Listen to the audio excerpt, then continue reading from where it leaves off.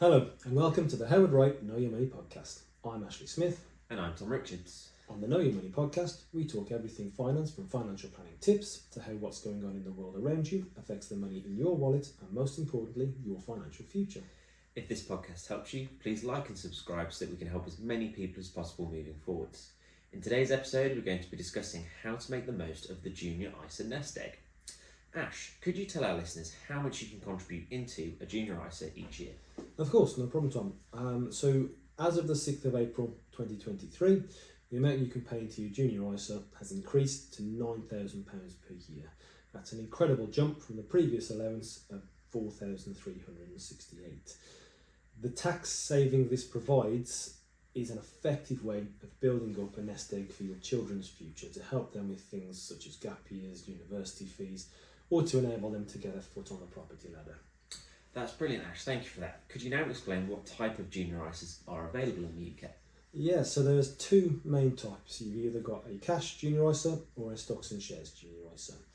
In the current interest rate environment, the cash versions can attract quite generous rates, some as high as 4 to 5% as of the time of recording. Another advantage is that they don't have the volatility associated with the stock market, which I know for a lot of people has been a particular concern or an issue at the current time. Whilst this is the case, a Junior ISA is usually looked at as a long-term savings plan because it's set up usually for younger children and they can't access it until they're 18. And using a cash version of a Junior ISA could well be a wasted opportunity. Despite the recent turmoil that we've had in stock markets, they do usually outperform cash savings over the longer term. And as we've discussed in previous blogs, if you can achieve higher returns, the impact of compounding can really add value to your investments. So for an example, if you had a Junior ISA and it was invested and achieved 6% per annum as a return, and you were to put the full £9,000 per year for 18 years. At the end of 18 years, that £9,000 a year that you've paid in would be worth more than £290,000. So as you can see there, once compound interest kicks in, it can have quite a considerable impact. I can already hear some of our listeners saying, well, I haven't got £9,000 a year to put away.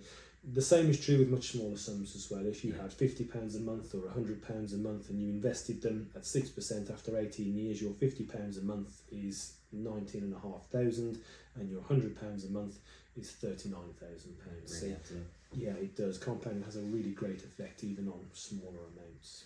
That's brilliant. Thank you, Ash. So if you're wanting to use the Junior ISA as a vehicle for long-term investment, to get your child through a degree or to help them buy property, cash is not the most effective way to do so. Ash, would a monthly contribution into a Junior ISA be an appropriate option for our listeners? So both annual and monthly savings will have advantages and disadvantages. However, whether it's monthly, whether it's annual, any savings are better than none at all. So whatever works for you is always the right option.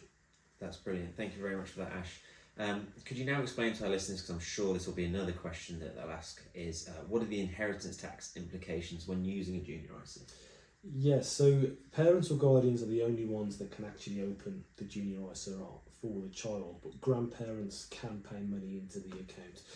And we do get that quite a lot at Howard Wright, where it's grandparents that actually want to start gifting money to the grandchildren, and we need to get the parents involved to do that.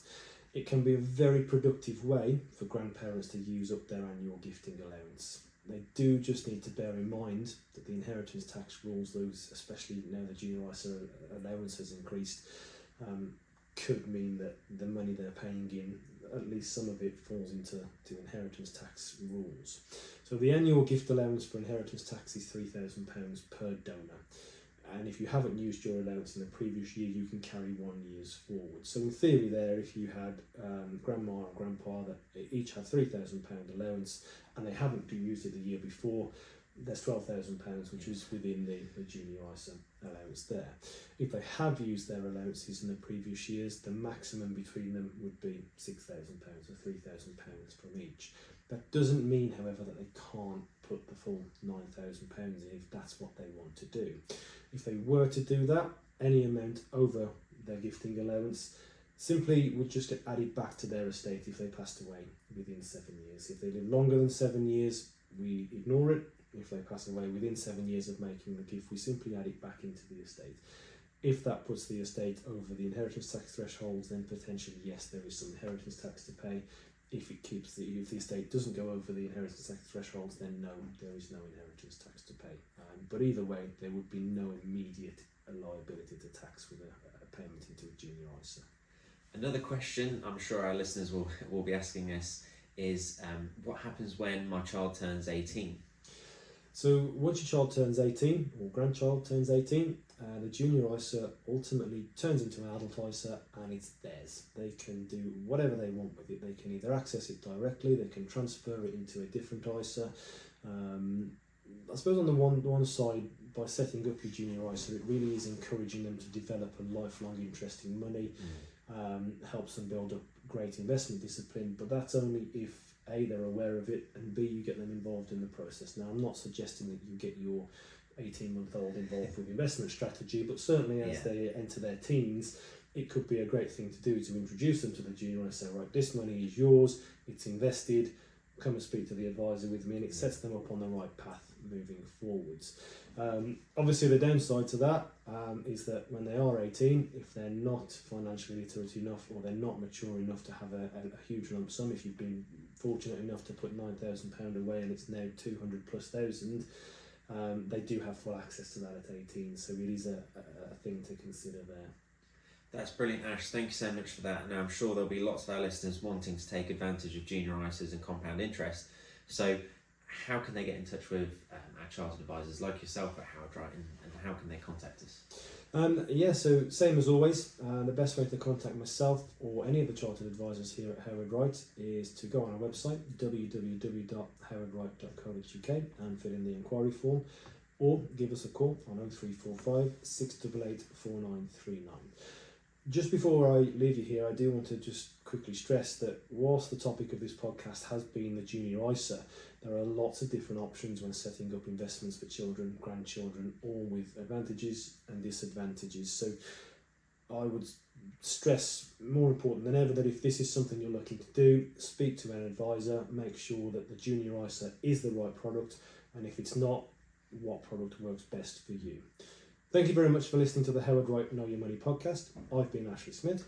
And I've been Tom Richards. If you're watching this on YouTube, please like and subscribe or share on your socials. And if you're listening to us on Apple Music or Spotify, please drop us a follow and leave us a review. It really helps other people find the podcast, enabling them to know their money better and build stronger financial futures. Please also check out the Howard Wright Linktree for loads more tips, tricks, articles, videos and podcasts just like this one. And most importantly, stay tuned for future episodes.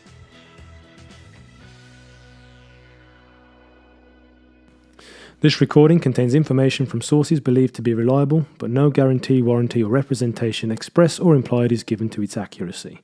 Howard Wright does not undertake any obligation to update or revise any future statements. Past performance is not a reliable indicator of future results. Investments can go down as well as up, and actual results could differ materially from those anticipated. This recording is for the information purposes only and has no regard to the specific investment objectives or financial situation of any individual. The information contained in this recording is not intended to constitute and should not be construed as investment or financial advice. Appropriate personalised advice should always be taken before entering into any transactions. No responsibility can be accepted for any loss arising from action taken or refrain from being taken based on this publication. Howard Wright is authorised and regulated by the Financial Conduct Authority.